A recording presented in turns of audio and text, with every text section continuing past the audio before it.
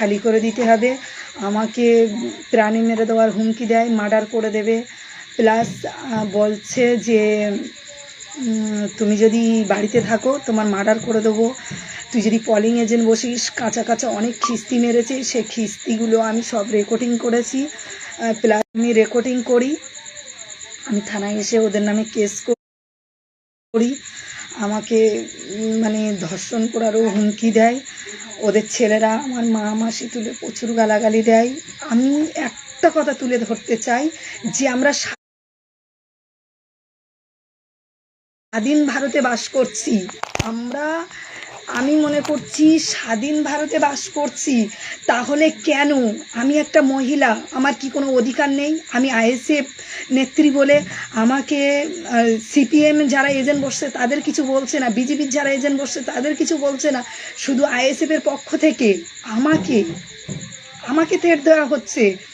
আমাকে আরও আমার বাড়ি, আমার স্বামীর আমার সামনে ওকেও মারে, আমাকে ঠেকাতে গিয়েছে, ওকেও মেরেছে, আমার শাশুড়িকে ধাক্কা মেরেছে।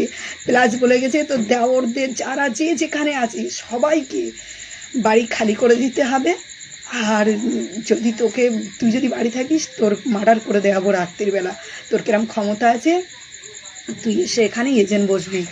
আমি একটা কথা বলতে চাই যে প্রশাসন বন্ধুরা যারা আছে, আমার যদি কিছু হয়ে যায়, আমার যদি মেরে দেয়, আমি সব আমার ফোনে কল লিস্ট আছে, আমাকে যারা হুমকি দিয়ে গেছে আমার মৃত্যুর জন্য এরা দায়ী থাকবে। আমি প্রশাসনের দ্বারস্থ হয়েছি, প্রশাসনকে বলেছি যে আপনি ইমিডিয়েটলি, একজন জিন্স হয়ে একটা লেডিসের গায়ে হাত দেয় কি করে? আমাদের রাজ্যের আইন কারণ কোথায় আজকে? কারণ আমি একটা মহিলা, একটা পুরুষ কখনো একটা মহিলার গায়ে হাত দিতে পারে না, তার হাত দেওয়ার রাইট নেই, কিন্তু আমাকে মারধর করে গেছে। আমি প্রশাসনের দ্বারস্থ হয়েছি, প্রশাসন কোনো ব্যবস্থা নেয়নি। আমি আমাদের রাজ্যের প্রশাসনকে আমি সত্যিই ধিক্কার জানাচ্ছি, কারণ আমি তাদের দ্বারস্থ বারবার তাদের কাছে ফোন করা সত্ত্বেও তারা আমি যখন প্রশাসনের বলেছি তখন বলছে আমরা দেখছি। আমি যখন থানায় গিয়ে বলেছি তখন আমার বাড়িতে গেছে, আমার গ্রামের লোকের হুমকি দিয়েছে যে মুখ খুললে তার ব্যবস্থা করা হবে। ভোটের পরে আমার যা ভাষা ইউজ করেছে, আমি এই ভাষাগুলো কি বলবো, মুখে বলার মতো না যে এই ভাষাগুলো আমাকে দিয়েছে। আমি একটা কথা বলছি, আমি গণতন্ত্র প্রক্রিয়ায় আমার ভোট দেওয়া আমার রাইট আছে, আমি স্বাধীন ভারতে বাস করছি, আমি কেন ভোট দিতে যেতে পারবো না? আমাকে কেন থ্রেট দেওয়া হচ্ছে? আমি সাধারণ জনগণের কাছে বলতে চাই যে আমার কি কোনো রাইট নেই? আমি আইএসএফ করে একটাই অপরাধ, আমি আইএসএফ করি। আমি একটা কথা বলতে চাই, আমার যত হুমকি চুমকি যাই দিক, আমি আমার জায়গাতে এক টিপ নড়বো না, কারণ আমি আইএসএফ নেত্রী আয়েশা, জীবন বাজি রেখে আমি কালকে ওই বুথে এজেন্ট যাব, ওই বুথে আমি এজেন্ট বসবো। আমি আমার লড়াই জারি থাকবে, আমি লড়াই থেকে এক পাও পিছু হটবো না, কারণ আমি আইএসএফ নেত্রী। অন্যায়ের বিরুদ্ধে প্রতিবাদ করতে পারি, আমি প্রতিবাদ করতে ভালোবাসি, কারণ অন্যায়ের কাছে আমি মাথা নত করিনি। আমাকে ওরা বলেছিল যে ওরা আমার একটা দায়িত্ব দিয়ে বলেছিল, আমি সেই দায়িত্বে ওরা আমাকে অনেক অফার করেছিল, সেই অফারে আমি রাজি হইনি। সেই কারণে আমাকে আরও বেশি মারধর করেছে, আমার পুরো পরিবারটাকে হুমকি দিয়ে গেছে, আমার ছোট্ট বাচ্চাটাকে তাকেও ধাক্কা মেরে ফেলে দিয়েছে ওরা। আমার ছেলে আমার ঠেকাতে এসেছিল, আমার ছেলেটাকেও ধাক্কা মেরে ফেলে দিয়েছে। আমার ছেলেকে বলছে সরে যান, এত তোকেও মেরে দেবো। আমি অন্যায়, আমি আইএসএফ করাতে আমার কিসের অন্যায়? আমার ছোট্ট সন্তানটাকে কেন এরকমভাবে থ্রেট দিচ্ছে? আমি প্রশাসনের দ্বারস্থ হয়েছি, প্রশাসন কোনো পদক্ষেপ নেয়নি, শুধু আমার বাড়িতে গিয়েছিল, না গেলে নয় তাই একটু গিয়েছিল। গিয়ে আমি যখন থানায় গিয়ে বারবার বলছি যে আপনারা কেন আসছেন না, তখন গিয়েছিল। যাওয়ার পরে তখন মারপিট হয়ে গেছে, ওরা আমাকে এসে মেরেও গেছে, প্রাণী মারার হুমকি দিয়ে আমাকে শ্লীলতাহানি করার চেষ্টাও করেছে।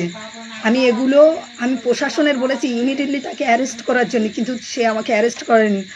আমাকে এইগুলো এখানেই মেরেছে, আমার এই চুল ধরে টেনেছে, এই পাশটা আমার সব দাগ হয়ে রয়েছে, রাত্রিবেলা বলে বোঝা যাচ্ছে না।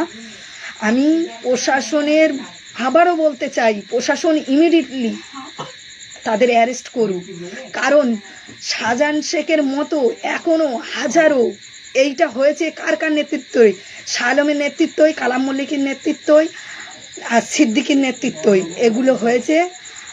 এটা সমস্ত পুরো প্ল্যান ছিল মানে কালাম মল্লিকের আর শাহ আলমের আর সিদ্দিকির, আর এর সঙ্গে ছিল জয়নাল, যে আমার গায়ে হাত দিয়েছে তার নাম জয়নাল মোল্লা, তার বাপের নাম হামিদ মোল্লা, যিনি আমাদের পঞ্চায়েত তার নাম জালা মোল্লা,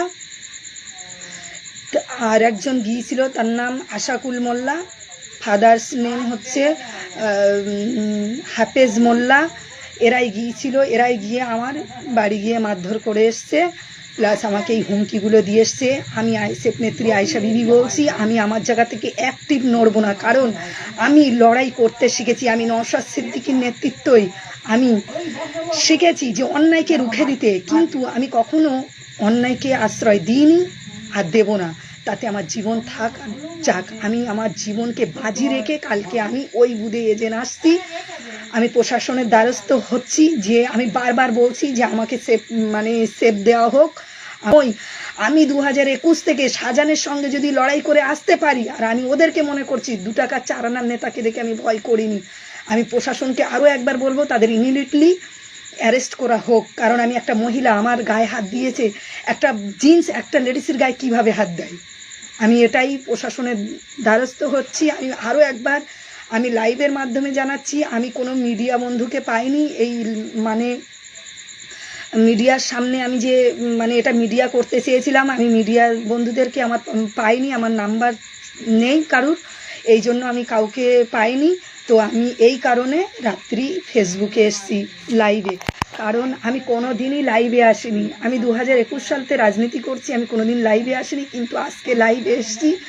আমি একটাই কথা বলছি, আমি ভেঙে পড়ার পাত্রী নই, আমি ছেড়ে যাওয়ার পাত্রী নই যে আমি পালিয়ে যাব। আমি নওশাদ সিদ্দিকীর নেতৃত্বই যে আমি আমার ভাইজান, আমাদের একটাই এমএলএ, সে যদি অন্যায়ের হয়ে রুখে দিতে পারে, রাজ্য কাঁপাতে পারে, আমরা তার নেত্রী। আমরা ভয়কে কখনো ভয় করি না, আমরা সমস্ত ভয়কে উপেক্ষা করে আমি কালকে 204 নম্বর বুথে এজেন্ট বসছি, মিনাখা পঞ্চায়েত আমার 204 নম্বর বুথ। আমি মিনাখা বিধানসভারই ভোটার, আমি আইএসএফ নেত্রী আয়েশা বিবি বলছি। আমি আরও একবার রিকোয়েস্ট করব যে প্রশাসন যেন এর পদক্ষেপ নেয়। আমি প্রশাসনের আরও একবার বলছি যে মিনাখা বিধানসভায় মিনাখায় যে প্রশাসন রয়েছে তারা সমস্ত টিএমসির হয়ে কাজ করছে। কারণ আমি একটা মহিলা, আমার গায়ে হাত দিয়েছে, ইমিডিয়েটলি তাদেরকে আমি মনে করি অ্যারেস্ট করা উচিত ছিল, কিন্তু প্রশাসন বলছে আমরা দেখছি। এটা কি দেখার সময়? এটা কি দেখার সময়? কারণ একটা মহিলার গায়ে হাত দিয়ে যাচ্ছে, বাড়ি এসে আমার হুমকি দিয়ে যাচ্ছে, আমার প্রাণে মারার হুমকি দিচ্ছে, আমার বাড়ি ছাড়তে বলছে, আমার ঘর বাড়ি ভেঙে দেবে বলছে।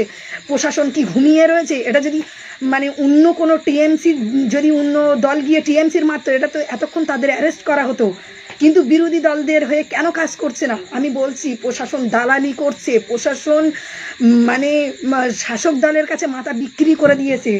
প্রশাসনের কবে ঘুম ভাঙবে যে একটা